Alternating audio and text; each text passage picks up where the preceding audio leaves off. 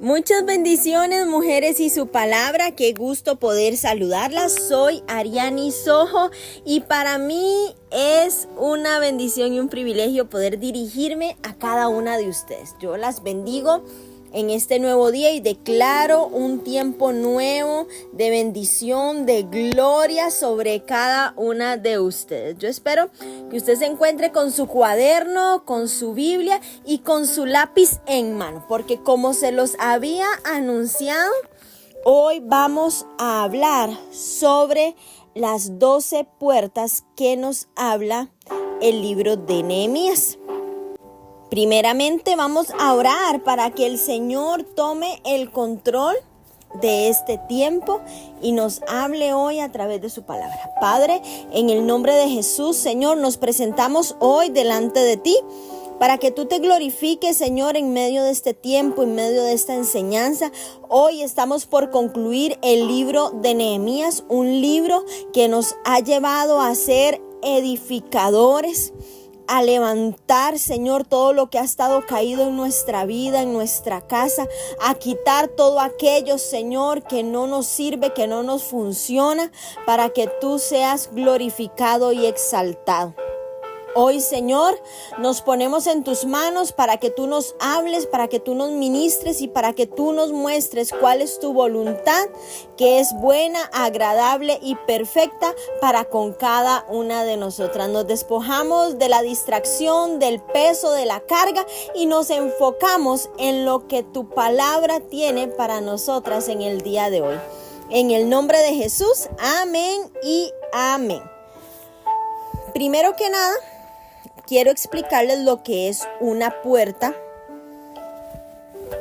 el significado espiritual. Bueno, puerta es una entrada espiritual, según lo que nos dice Éxodo 12:23. Vigilar, resguardar, nos dice Amós 5:10, Jeremías 19 del 2 al 8. También representa dominio sobre un territorio, como lo dice Génesis 24:6. Acceso a lo divino, lugar de encuentro con lo sobrenatural. En la Biblia encontramos puerta del cielo, puerta del tabernáculo. Es una puerta, cuando lo leemos en la Biblia, es un ingreso a la habitación de lo eterno. Representa justicia, una nueva dimensión, esperar un acontecimiento, una oportunidad, sea espiritual o sea carnal. Entonces, una puerta representa también intimidad, privacidad, salvación, consagración, oportunidad, camino. Vean todo lo que representa una puerta y lo importante que es. En el libro de Nehemías nos relataba sobre 12 puertas restauradas, haciendo alusión al levantamiento de las mismas en la tierra y refiriéndose a que también van a estar en la Nueva Jerusalén. Es importante saber que estas 12 puertas tienen una representación y un mensaje profético, haciendo referencia a la apertura. Como les decía aquí, la puerta representa entrada espiritual. Entonces, estas puertas representan una entrada espiritual tanto en nuestra vida. Por eso son muy importantes. Vamos a ver las 12 puertas y les voy a ir hablando de cada una de ellas. La primera es la puerta de las ovejas. Nehemías 3:1 nos dice: entonces se levantó el sumo sacerdote Eliasib con sus hermanos los sacerdotes y edificaron la puerta de las ovejas. Ellos arreglaron y levantaron sus puertas hasta la torre de Amea y edificaron hasta la torre de Ananeel.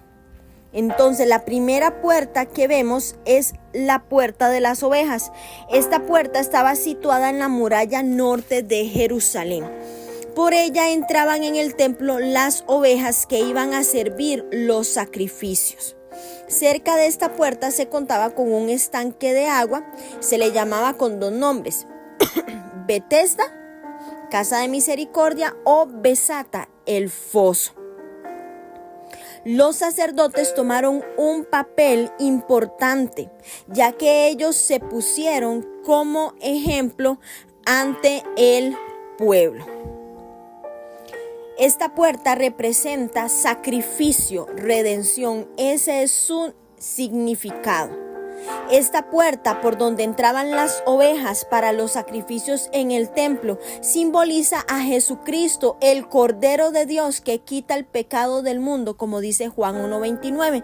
Representa el sacrificio supremo de Cristo por la humanidad, ofreciendo esperanza y salvación a todos los que creen en Él. Es un recordatorio constante del amor y de la redención a través de Jesús.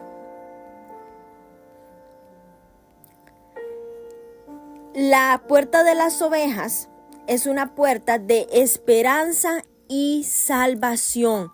Ese es su significado.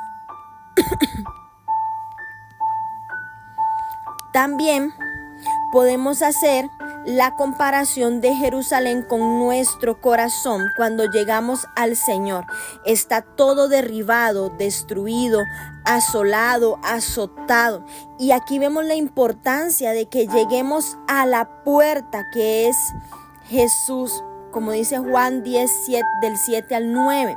Y pasemos a ser ovejas. Necesitamos ser restaurados, arrepentidos de nuestros pecados, como dice Isaías 1:18, y ahí vamos a encontrar a un pastor que nos va a guiar y que nos va a enseñar, como dice Juan 10 del 14 al 15. La segunda puerta es la puerta del pescado. Nehemías 3:3 dice: los hijos de Sená edificaron la puerta del pescado. Ellos la enmaderaron y levantaron sus puertas con sus cerraduras y cerrojos. La segunda puerta restaurada en Jerusalén se llamaba así porque era por ahí donde los pescadores que venían a la ciudad entraban para vender la pesca del día. Esta puerta era necesaria porque a través de ella llegaba el alimento al pueblo. Esta puerta significa evangelización y misión. Esta puerta alude a la labor de los pescadores y simboliza el llamado de Jesús a ser pescadores de hombres, como nos dice Mateo 4:19. Esta puerta nos desafía a cumplir la gran comisión, llevando el mensaje de salvación a todas las naciones y pueblos, extendiendo la gracia de Dios más allá de nuestras fronteras. Aquí también vemos que esta segunda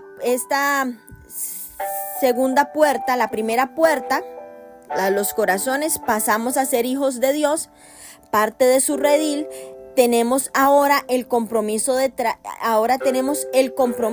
cumplir la gran comisión, de llevar ahora el mensaje de salvación a otros. Al pasar por la puerta vamos a expandir el mensaje. Nos habla también del servicio a Dios, la extensión del reino de Dios, del evangelismo, de hacer discípulos. Esta segunda etapa de crecimiento, de evangelismo. Pero veamos que el pescado se debe edificar, recordando la gran comisión de Mateo 28, 19 al 20, que les dije. Por tanto, id y haced discípulos a todas las naciones, bautizándoles en el nombre del Padre y del Hijo y del Espíritu Santo, enseñándoles que guarden todas las cosas que os he mandado. Y he aquí, yo estoy con vosotros todos los días hasta el fin del mundo. Estos versículos nos dejan ver cómo la iglesia de Cristo debe llevar el mensaje de salvación. Y no solo llevar el mensaje, debe discipular, bautizar y enseñar el evangelio de Dios. Vemos ahora la tercera puerta, que está en Nehemías 3:6. La puerta vieja fue restaurada por Joiada, hijo de Pasea, y Mesulam, hijo de Besodías. Ellos la enmaderaron y levantaron sus puertas con sus cerraduras y cerrojos. La puerta vieja fue restaurada. Esta puerta era un recordatorio. Esta puerta vieja en la ciudad de Jerusalén era la única que quedaba de las primeras puertas que tuvo esa ciudad. Era necesario ponerla de nuevo porque al verla recordarían los milagros y las maravillas y las proezas que Elohim había hecho a su pueblo. Lo único que permanece desde siempre y para siempre, ustedes lo saben, mujeres, es su palabra, que es infalible, eficaz y es eterna. Por eso esta puerta es muy importante. Esta puerta significa fundamentos y principios. Representa la necesidad de volver a los fundamentos y a los principios eternos de la fe. Esta puerta nos invita a no olvidar las enseñanzas y tradiciones establecidas por Dios desde los tiempos antiguos, y es un llamado a respetar y a honrar la historia y las enseñanzas bíblicas. Esta puerta nos enseña también a retomar siempre las sendas antiguas, siempre estar sujeto a ¿qué? A la palabra de Dios. Por más que vengan más corrientes, por más que vengan nuevas filosofías, nuevas doctrinas, lo único que nos llevará a la presencia de Dios, mujeres, es su palabra. No hay ningún hombre terrenal.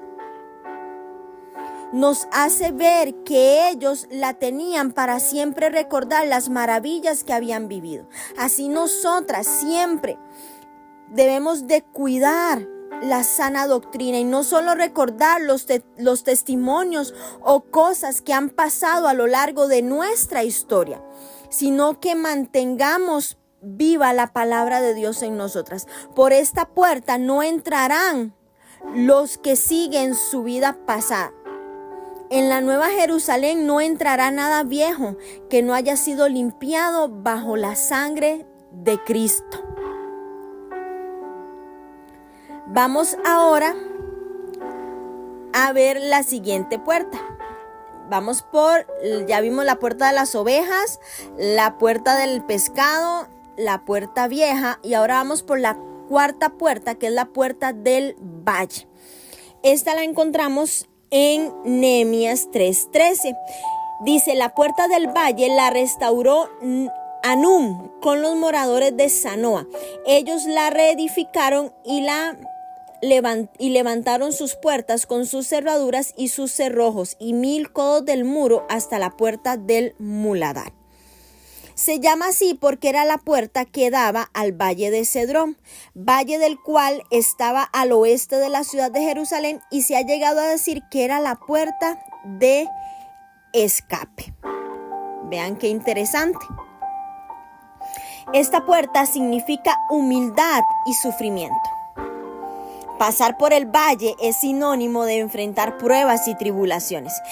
Esta puerta nos recuerda que el sufrimiento y la humildad son partes esenciales de la vida cristiana, y a través de las dificultades nuestra fe se fortalece y aprendemos a depender más de Dios.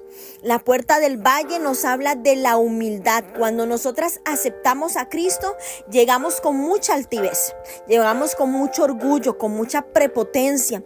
Cuando estamos en la iglesia, queremos posición. La inmadurez nos hace querer posición, un puesto más alto. Traemos muchas cosas que hay en nuestra vida por causa de nuestra ignorancia. Todos pasamos por ese valle en nuestra vida. Algunos llamados por Dios, otros por causa de los problemas, enfermedades. La decisión depende de nosotras. Y el tiempo que tardemos en comprender lo que Dios quiere para nosotras va a depender de nosotras mismas. La vida de la iglesia se edifica por medio de la negación de uno mismo, del yo. y tomando la cruz cada día. Cuando aceptamos a Cristo y vivimos una vida cristiana como hijas de Dios, empezamos por ser ovejas. Luego pasamos a ser pescadores de hombres, llevando su palabra, compartiéndola con aquellos que no conocen de ella. En nuestra vida vamos a pasar por el valle de la decisión, de la muerte, de los huesos secos. Esto nos conlleva a recapacitar, a analizar las consecuencias de nuestras malas decisiones, de nuestra desobediencia, no esperando la voluntad de Dios. Afectando así muchas cosas, afecta nuestra salud, el desempleo, la economía, nuestra confianza en Dios, donde parece que todo está perdido para nosotros. Pero es ahí donde nuestro Padre Celestial en el valle nos quiere enseñar que cuando pasamos por esta puerta del valle de la aflicción, del desánimo, de la angustia, podemos glorificarlo. Y es ahí donde vamos a aprender y vamos a seguir siendo formados y vamos a salir de ese valle. La puerta del valle es el lugar donde morimos a nosotras mismas y donde vamos a enterrar, mujeres, todo aquello que se ha convertido en nuestro ídolo, ocupando el lugar que le corresponde a nuestro Dios en nuestros corazones. En el valle de Cedrón es el valle que separa el monte Moriah del monte de los Olivos. Este es el valle que Jesús cruzó cuando se dirigió a orar al jardín del Getsemaní en el monte de los Olivos antes de morir en la cruz. Él fue a entregar allí su voluntad para que el Padre hiciera la suya. De igual manera, en este valle nosotras debemos morir a nosotras mismas para vivir para el Señor. Es un lugar de entrega, ya que para vivir en Cristo debemos morir. Esto es poderosísimo. Vamos ahora a ver la quinta puerta, que es la puerta del muladar. Esta la encontramos en Nehemías 3:14. Reedificó la puerta del muladar Malaquías, hijo de Recab, gobernador de la provincia de Bet-Akerem. Él la reedificó y levantó sus puertas, sus cerraduras y sus cerrojos. Esta puerta significa purificación y limpieza. Esta puerta por donde se sacaba la basura simboliza la necesidad de purificación y el desecho de todo lo impuro. Nos llama a examinar nuestras vidas y a confesar nuestros pecados. Buscar la limpieza que solo Dios nos puede dar, desechando todo lo que no agrada a Dios. Y es que esta fue la quinta puerta que reedificaron. Muladar quiere decir lugar donde se deja la basura, el estiércol y excrementos que no sirven y pueden contaminar a otros. Era necesario para la higiene de ellos, ya que no podía pasar por la misma puerta alimentos como el pescado y al mismo tiempo los desechos. Era necesario restaurarla para que siempre por ahí saliera todo lo que se desechaba. Seguramente era una puerta por donde salía, pero no entraba nada por ahí. Llevaba cerrojos porque era exclusiva para la salida de las cosas de adentro y no podían entrar enemigos. Esta puerta representa en nuestra vida que tenemos que sacar todo aquello, mujeres, que nos sirve. Todo eso que nos contamina, que nos hace daño, que desagrada a Dios. Se le conoce como la puerta de los tiestos y del estiércol. Tiesto debido a que ahí se arrojaban todos los desechos y se molían por pedazos hasta hacerse polvo o cenizas. Nos habla de sacar lo impuro, de despojarnos del viejo hombre, de esa vieja Ariani que está ahí adentro, de desechar todo lo que no agrada a Dios, pero también nos da una enseñanza tan importante que daba la costumbre judía. Ellos no dejaban pasar en lo limpio algo sucio. Asimismo, en nuestra vida debemos de cerrarle la puerta al enemigo para que no entren cosas impuras en nuestro corazón limpio. La sexta puerta es la puerta de la fuente. Esta la encontramos en Nehemías 3:15. Salum, hijo de Coelose, gobernador de la región de Mizpa, restauró la puerta de la fuente. Él la reedificó, la enmaderó y levantó sus puertas, sus cerraduras y sus cerrojos, y el muro del estanque de Siloé hacia la puerta del rey, y hasta las gradas que descienden de la ciudad de David. La sexta puerta, la puerta de la fuente. Segunda de Reyes 25:4 dice: entonces abrieron una brecha en la muralla de la ciudad. Como la ciudad estaba rodeada por los babilonios, los soldados esperaron hasta la caída del sol y escaparon por la puerta que está entre las dos murallas detrás del jardín real. Entonces se dirigieron al valle del Jordán. Era esta puerta. La reedificación de esta puerta representa para nosotras tener visión, conocer los propósitos de Dios.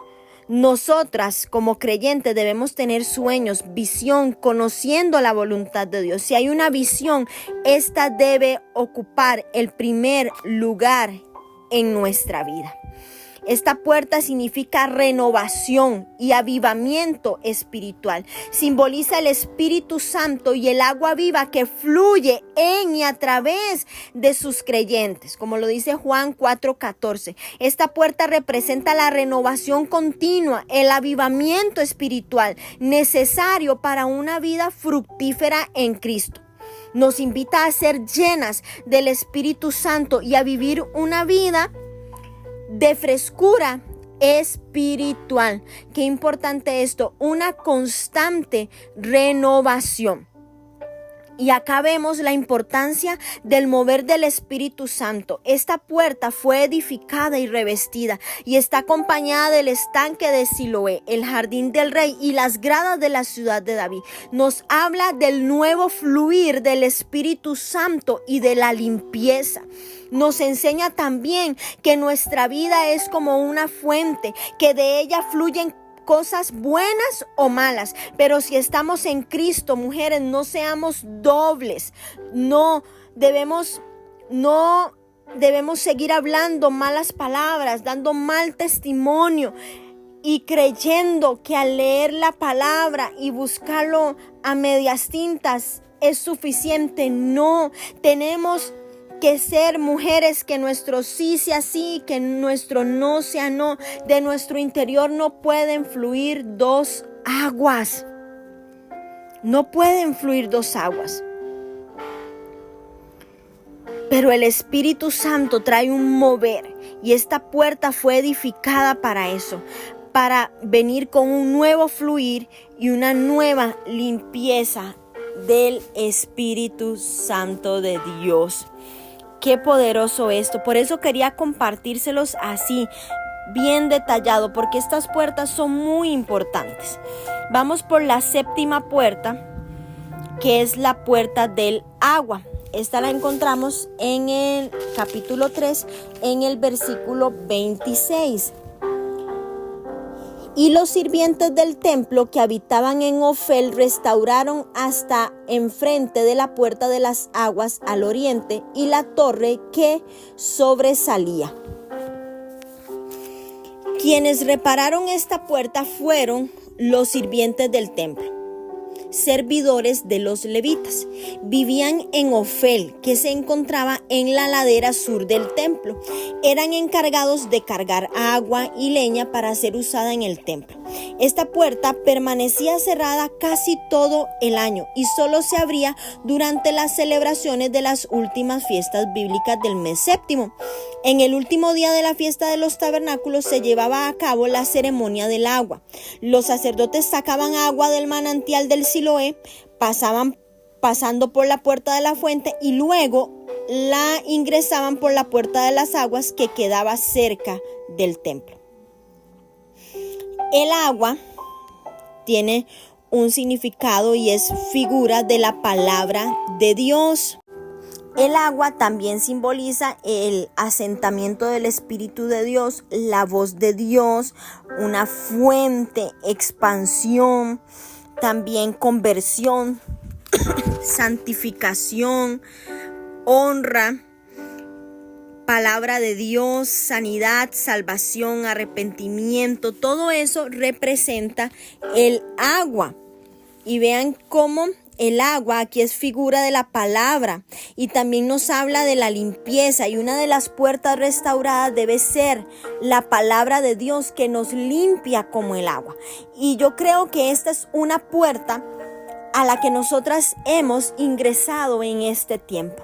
Es una puerta que nos está llevando a otra dimensión, que nos ha abierto un nuevo acceso espiritual, porque la palabra nos está limpiando.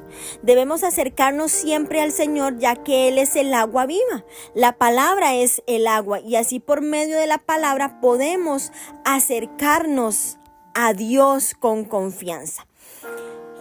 Esta puerta del agua significa palabra de Dios y vida espiritual.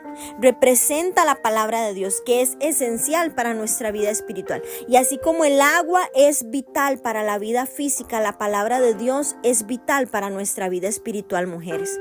Nos desafía a sumergirnos en las Escrituras y dejar que nos alimenten y nos guíen diariamente. Vamos por nuestra octava puerta, la puerta número 8, que es la puerta de los caballos, y esta la encontramos en el capítulo 3, en el versículo 28. Desde la puerta de los caballos restauraron los sacerdotes, cada uno enfrente de su casa. Esta puerta significa preparación para la batalla espiritual. Y esta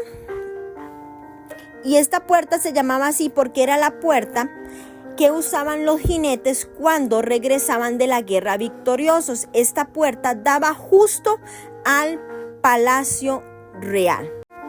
Esta no era cualquier puerta.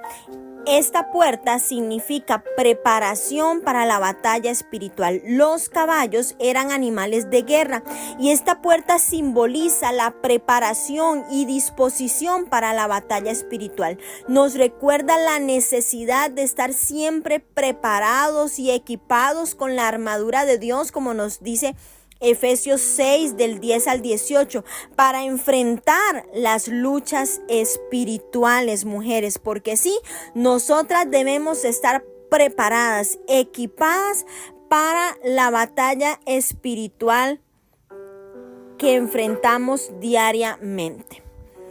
La puerta número 9 es la puerta oriental, y esta la encontramos en Nehemías 3:29. Que después de ellos restauró Sadoc, hijo de Imer, enfrente de su casa, y después de él restauró Semaías, hijo de Secaías, guarda de la puerta oriental. Esta puerta significa esperanza y segunda venida de Cristo. Actualmente es la puerta más antigua de la ciudad vieja, ya que se construyó en el siglo VI o VII. Además, es la puerta que da el acceso más directo al monte del templo. Y esto suele estar muy cerca de donde solía estar el templo judío. Esta puerta se cerró herméticamente en 1540 por orden de Suleimán el Magnífico, un sultán del Imperio Otomano. Se cree que la razón del cierre de la puerta del este fue para evitar que el Mesías judío entrara a Jerusalén. La tradición judía dice que el Mesías pasará por la puerta del este cuando venga a reinar, y este intentó sellarla para frustrar el plan del Mesías. Es por ello que hasta hoy, por más de 500 años, aún está cerrada. Como les dije, esta puerta apunta a la segunda venida de Cristo. Quien se dice entrará por esta puerta representa la esperanza y la expectativa del retorno del Rey y nos lleva a vivir en un estado de constante preparación y anticipación del regreso de Jesús. ¡Qué hermoso! Porque seguimos anhelando su venida. La 10ª puerta es la puerta de Mifkat y la encontramos en Nehemías 3:31. Después de él restauró Malquías, hijo del platero, hasta la casa de los sirvientes del templo y de los comerciantes, enfrente la puerta del juicio y hasta la sala de la esquina. Esta puerta significa juicio y evaluación. Esta puerta, conocida también como la puerta del juicio, esta era la puerta a donde se traía ante los ancianos los casos para ser juzgados del pueblo. Ellos emitían un dictamen o un juicio con respecto al caso. La palabra exacta de esta puerta, que en el hebreo es Mikkat, que literalmente significa una tarea asignada, hacer un nombramiento, asignar un cargo o un mandato. En esta puerta los guardias y atalayas se acercaban para recibir órdenes y dar reporte a la autoridad. Esta puerta es muy importante porque era la puerta de la inspección, es una puerta de revisión y simboliza el juicio y la evaluación que todas enfrentamos. Dios revisará y juzgará nuestras vidas y obras y nos recuerda que debemos vivir con integridad y en obediencia a Dios, sabiendo que nuestras acciones son examinadas por Dios.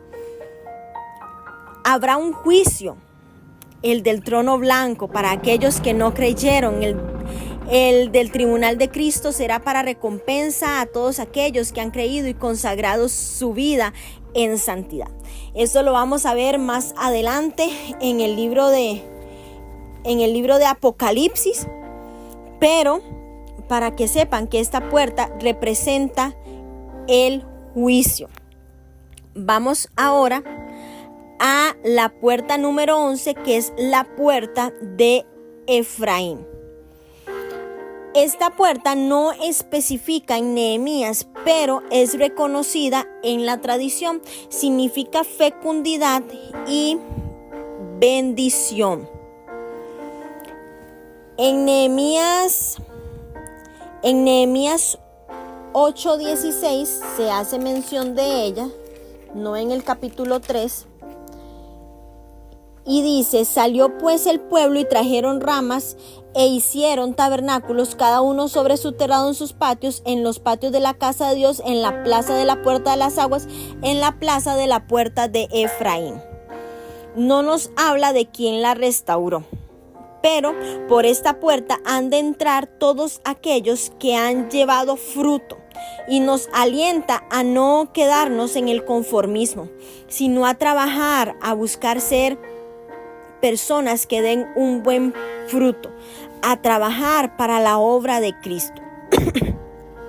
Representa fecundidad y bendición. Ese es su significado. Representa la doble porción de bendición, apuntando a la abundancia y prosperidad en Dios.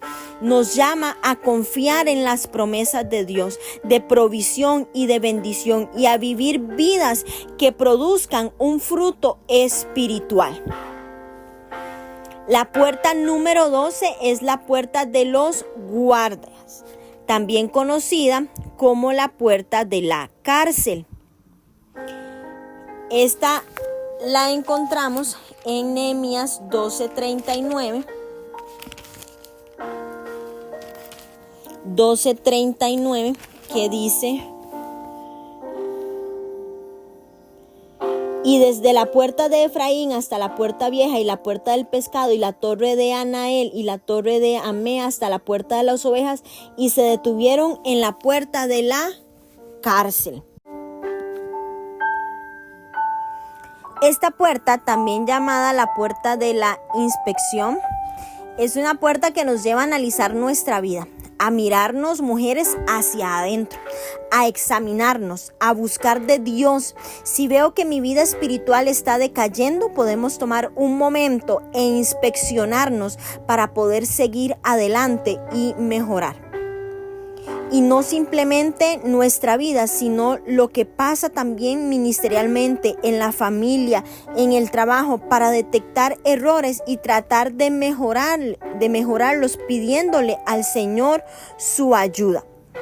Esta puerta significa protección y vigilancia. Simboliza la protección y la vigilancia. Nos recuerda la importancia de mantenernos vigilantes, como les decía, y protectores de nuestra fe, de nuestra comunidad, ser guardas espirituales que velan por la integridad de nuestras casas, de nuestra generación, de nuestra vida, de nuestra iglesia. Tenemos que ser esos vigilantes también. Vemos cómo cada una de estas 12 puertas tienen una gran enseñanza. Es sin duda alguna toca temas espirituales que nos dan un mensaje contundente del cómo quiere el Señor que esté en nuestra vida al entrar a la Nueva Jerusalén. Nos alienta a permanecer en santidad y nos da todas las pautas que debemos tomar en cuenta. Es una hermosa enseñanza porque la restauración de estas puertas en nuestra vida no es solamente un mensaje histórico, sino que también es un poderoso símbolo de la restauración espiritual que Dios quiere realizar en cada una de nuestras vidas. Cada una de estas puertas nos desafía a reflexionar hoy sobre los diferentes aspectos de nuestra vida cristiana y nuestra relación con Dios. La esperanza y la salvación, la puerta de las ovejas, del pescado, de la fuente, nos invitan a recibir y compartir la salvación y el avivamiento espiritual. La purificación, el juicio, la puerta del muladar y de Mifkat nos llaman a vivir una vida pura y recordar que seremos juzgados por nuestras acciones. La renovación y la expectativa, las puertas del agua y oriental nos motivan a mantenernos frescos en la palabra de Dios y expectantes del regreso de Cristo.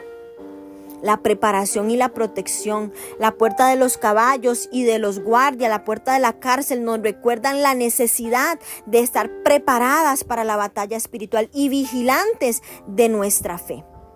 Mujeres, la restauración de estas puertas en los tiempos de Nehemías simboliza la restauración de nuestra relación con Dios y la preparación para el cumplimiento de su plan eterno en la Nueva Jerusalén. Yo hoy quiero invitarla a usted a que examine su vida y a que fortalezca su fe y viva con la esperanza y la expectativa del reino venidero. A que usted hoy vuelva a ver su lámpara y vea si tiene aceite. Porque el Rey está pronto a llegar y tenemos que estar preparadas. Ven cómo estos libros también son muy proféticos y nos llevan, nos dan la esperanza de la pronta venida del Rey. Qué hermoso esto.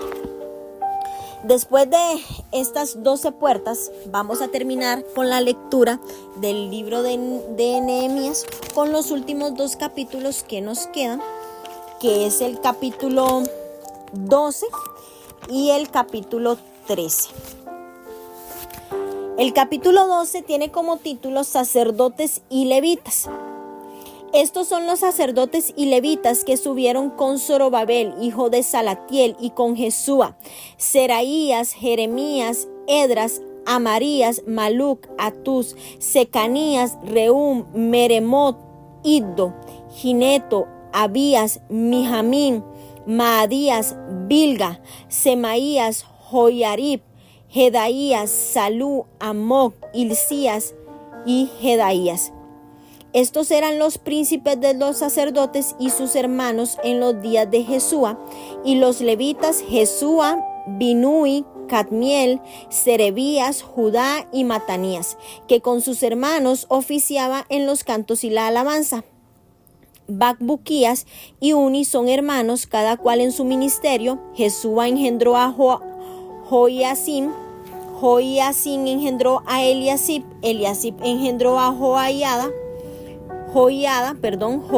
engendró a Jonatán. Jonatán engendró a Jadúa. Y en los días de Joiacim, los sacerdotes jefes de las familias fueron Seraías, Meraías, de Jeremías, Ananías, de Edras, Mesulam, de Amarías, Joanam, de Melicu, Jonatán, de Sebanías, José, de Arín, Adna,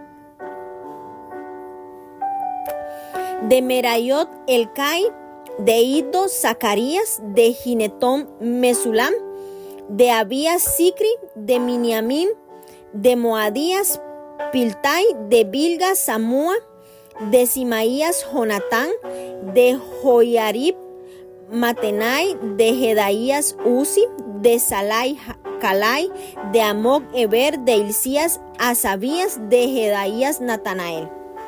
Los levitas en días de Eliasib, de Joiada, de Jonatán y de Jadúa fueron inscritos por jefes de familias, también los sacerdotes hasta el reinado de Darío el persa.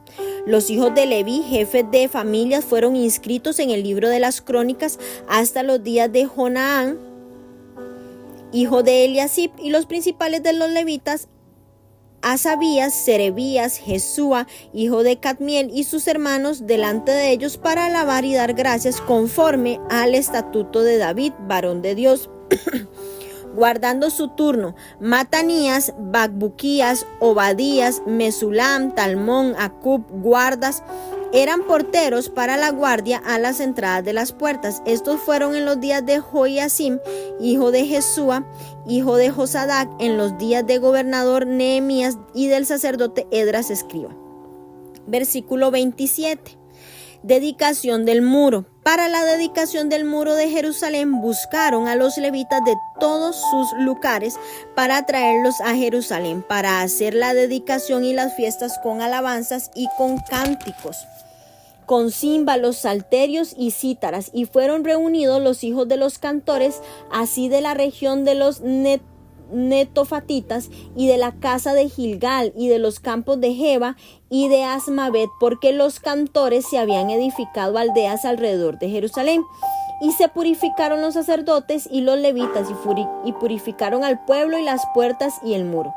Hice luego subir a los príncipes de Judá sobre el muro y puse 2 coros grandes que fueron en procesión, el uno a la derecha sobre el muro hacia la puerta del muladar, e iba tras de ellos Osaías con la mitad de los príncipes de Judá, y Azarías, Edras, Mesulam, Judá y Benjamín, Semaías y Jeremías.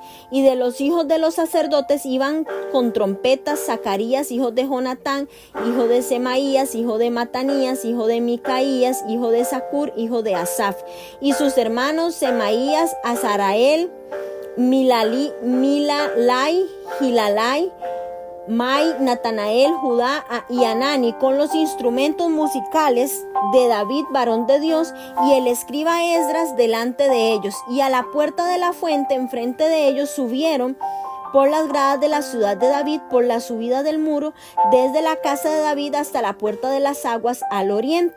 El segundo coro iba del lado opuesto, y yo en pos de él con la mitad del pueblo sobre el muro, desde la torre de los hornos hasta el muro ancho, desde la puerta de Efraín hasta la puerta vieja, y a la puerta del pescado, y la torre de Ananeel, y la torre de Amea hasta la puerta de las ovejas, y se detuvieron en la puerta de la cárcel. Llegaron luego los 2 coros a la casa de Dios, y yo y la mitad de los oficiales conmigo, y los sacerdotes Eliacim, Maaseías, Miniamín, Micaías, Elioenai, Zacarías, Eleazar, Uzi, Jonaanán, Malquías, Elam y Ezer, y los cantores cantaban en alta voz.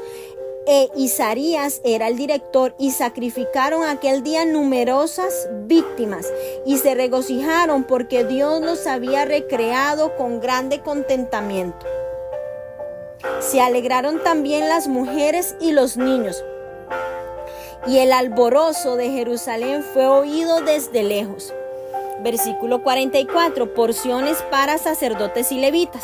En aquel día fueron puestos varones sobre las cámaras de los tesoros de las ofrendas, de las primicias y de los diezmos, para recoger en ellas de los ejidos de las ciudades las porciones legales para los sacerdotes y levitas, porque era grande el gozo en Judá con respecto a los sacerdotes y levitas que servían. Y habían cumplido el servicio de su Dios y el servicio de la expiación, como también los cantores y los porteros, conforme al estatuto de David y Salomón su hijo, porque desde el tiempo de David y de Asaf, ya de antiguo había un director de cantores para los cánticos y alabanzas y acción de gracias a Dios. Y todo Israel en días de Zorobabel y en días de Nehemías daba alimentos a los cantores y a los porteros cada cosa en su día. Consagraban asimismo sus porciones a los levitas, y los levitas consagraban parte a los hijos de Aarón. Amén. Bueno, en este capítulo 12, los sacerdotes y los levitas estaban entre las personas más importantes que regresaron del exilio, ya que ellos restablecieron la adoración en el pueblo. Y cabe destacar que Jonatán, hijo de Joiada, se casó con la hija de Sanbalat. Por lo tanto, el nieto del sumo sacerdote Eliasib era yerno de Sanbalat. Este matrimonio tuvo lugar antes del compromiso del capítulo 10 y podría explicar por qué Sanbalat tuvo acceso al pueblo y propagó rumores durante la construcción del templo. Nehemías también restableció el servicio del templo conforme al estatuto de David y de Salomón para el primer templo. Esto representa la creciente restauración de Israel, y se había levantado el templo y el muro. La palabra de Dios era de nuevo la autoridad en Israel y se había reanudado la adoración en el templo. El pueblo manifestó su compromiso con el pacto de llevar sus diezmos, que era la 10ª parte, a los almacenes para los levitas. Amén. Algo que quiero destacar y yo sé que a muchas personas pues no les agrada muchísimo, pero como ellos al regocijarse, y porque decía, también las mujeres y los niños se alegraron y hubo un gran alborozo en Jerusalén que fue oído hasta lo lejos, y lo que hacían ellos era llevar ofrendas. O sea, ellos no querían que eso se detuviera. Y ellos habían entendido, se les había sido revelado a sus corazones, que si ellos daban las ofrendas para que los sacerdotes, para que los levitas, para que los cantores, los porteros pudieran comer y tener su porción, para que el templo pudiera seguir adelante, ellos iban a seguir regocijándose. Otros iban también a poder recibir de esta bendición. Entonces, eso es una gran enseñanza para nosotras. Que nosotras seamos de esos que no solo nos alegremos y disfrutemos de lo que está sucediendo espiritualmente en nuestra iglesia, en nuestra nación, sino que seamos de esos hombres y de esas mujeres que llevamos nuestras ofrendas por agradecimiento, que llevamos nuestras primicias, que entregamos el diezmo para que el reino de Dios también sea extendido. Cada una entendiendo cuál es la revelación de dar estas cosas, ¿verdad? Y sabiendo en la tierra correcta que debe darse.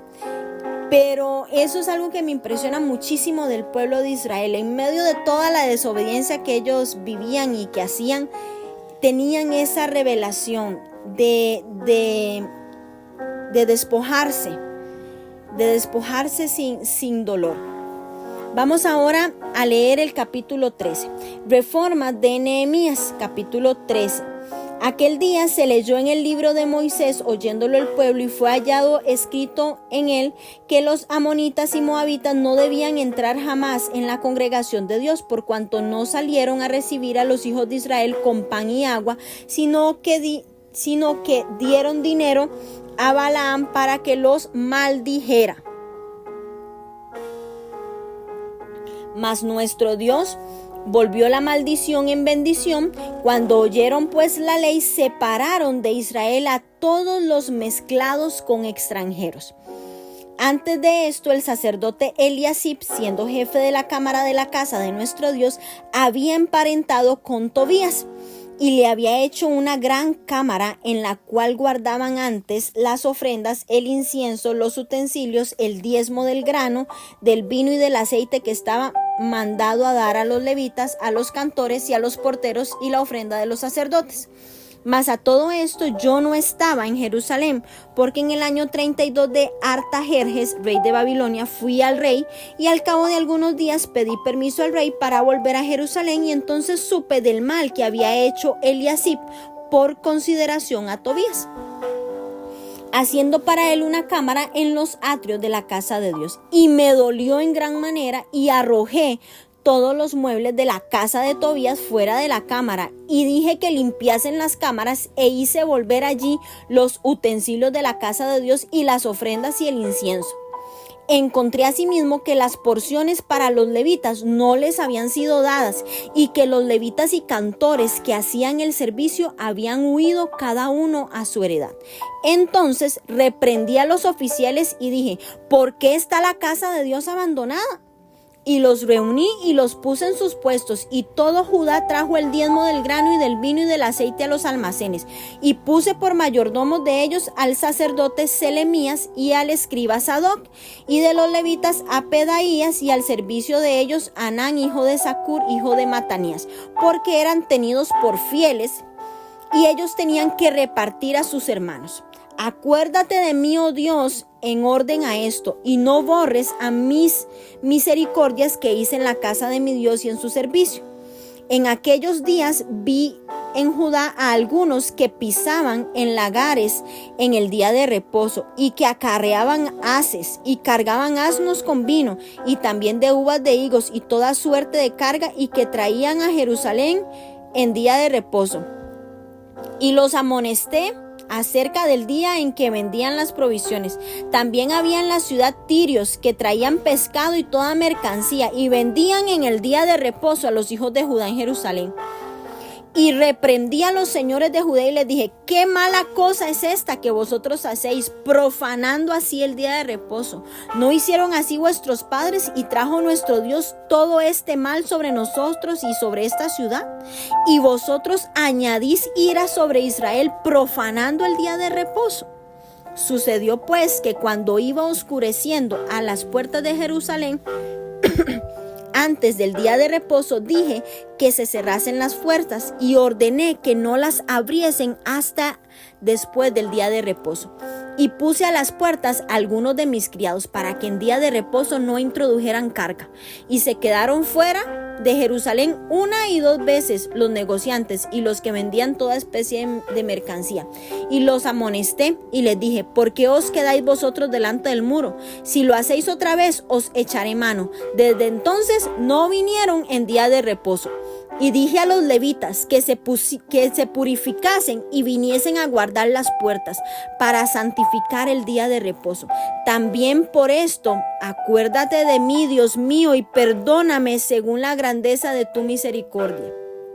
Vi asimismo que en aquellos días a judíos que habían tomado mujeres de Asdod, amonitas y moabitas, y la mitad de sus hijos hablaban lengua de Asdod, porque no sabían hablar judaico, sino que hablaban conforme a la lengua de cada pueblo. Y reñí con ellos y los maldije, y herí a alguno de ellos y les arranqué los cabellos, y les hice jurar diciendo: no daréis vuestras hijas a sus hijos, y no tomaréis de sus hijas para nuestros hijos, ni para vosotros mismos. ¿No pecó por esto Salomón, rey de Israel? Bien que en muchas naciones no hubo rey como él, que era amado de su Dios, y Dios lo había puesto por rey sobre todo Israel. Y aún él le hicieron pecar las mujeres extranjeras. Y obedeceremos a vosotros para cometer todo este mal tan grande de prevaricar contra nuestro Dios tomando mujeres extranjeras. Y uno de los hijos de Joiada, hijo del sumo sacerdote Eliasib, era yerno de Sanbalat horonita. Por tanto, lo ahuyenté de mí. Acuérdate de ellos, Dios mío, contra los que contaminan el sacerdocio y el pacto del sacerdocio y de los levitas. Los limpié pues de todo extranjero y puse a los sacerdotes y levitas por sus grupos, a cada uno en su servicio, y para la ofrenda de la leña en los tiempos señalados, y para las primicias, acuérdate de mí para bien. Amén. Bueno, se nos enojó Nehemías. Este último capítulo resume las reformas instituidas bajo el liderazgo de Nehemías, incluido cómo hacer frente a las violaciones del pacto que el pueblo había hecho con Dios en el capítulo 10. Estas reformas incluían la exclusión de los extranjeros. Al excluir de la congregación a todos los paganos, ellos estaban demostrando su compromiso con Dios de ser un pueblo apartado para sus propósitos. La expulsión de Tobías y la limpieza del templo. Nehemías fue a Persia a visitar a Atarjerjes como había prometido, y al regresar encontró a Tobías viviendo en los terrenos del templo. La ira justa de Nehemías y la limpieza del templo evocan a la acción similar de Jesús en Juan 2:15, cuando limpió el templo, que tiró todos los muebles. Vemos el restablecimiento del diezmo. Malaquías también se refirió a esta violación en Malaquías 3 del 8 al 10. La observación del día de reposo. La reprensión sobre los matrimonios mixtos. Arrancarle los cabellos se refería a arrancar el pelo de la barba a los hombres, lo cual era una señal de castigo y vergüenza pública. Nehemías fue especialmente duro con uno de los hijos de Joiada, el hijo del sumo sacerdote, que se casó con la hija de Sanbalat, pues había corrompido el alto linaje sacerdotal. No era cualquier hijo, era el hijo del sacerdote, del sumo sacerdote. Tenía más responsabilidad. Nehemías concluye su relato con una oración personal pidiéndole al Señor que se acuerde, que medite, que preste atención de su fidelidad. Y esta petición personal del Señor hacia el Señor muestra a un hombre que deseaba profundamente agradar a Dios. Y esto me impresiona de Nehemías porque él no solo fue un líder que se quedó observando lo que estaba mal, sino que se llenó de justa indignación ante la forma evidente en que los judíos estaban quebrantando las leyes de Dios y haciendo caso omiso al pacto que ya habían reafirmado. Y entonces Nehemías llega y exige un cambio. Y vemos también cómo utilizó ejemplo de los errores de Salomón para enseñar a su pueblo. Si uno de los más grandes reyes de Israel había caído debido a la influencia de los incrédulos, otros podían hacerlo también. Nehemías vio este principio en el ejemplo de Salomón. Sus dones y su fuerza no serán de gran beneficio si no puede manejar su debilidad. Porque a pesar de que fue un gran rey, los matrimonios de Salomón con mujeres extranjeras acarrearon tragedia a todo el reino. Y es que la tendencia a pecar debe ser reconocida. ¿Para qué? ¿Para qué la debemos reconocer? Para que podamos tratarla con rapidez, porque de otra manera vamos a vivir vencidas y derribadas. Una de las razones más fuertes, mujeres, para leer la Biblia, por las que estamos haciendo esto, es para que aprendamos de los errores del pueblo de Dios y nuestra vida comience a cambiar, no los cometamos. Bueno, capítulos poderosísimos en este libro de Nehemías. Algo que queda grabado en mi corazón de este libro, y es que cuando nos llegue el desafío más intimidante, enfrentemos el desaliento más doloroso y se presente la oposición más grande, mujeres.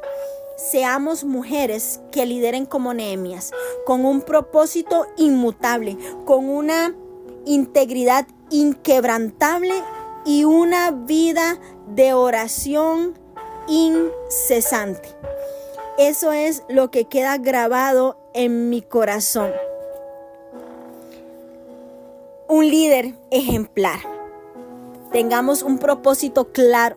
Seamos directas, seamos sinceras, vivamos por encima del reproche. Seamos personas de oración constante. Todo lo que Nehemías hizo glorificó a Dios.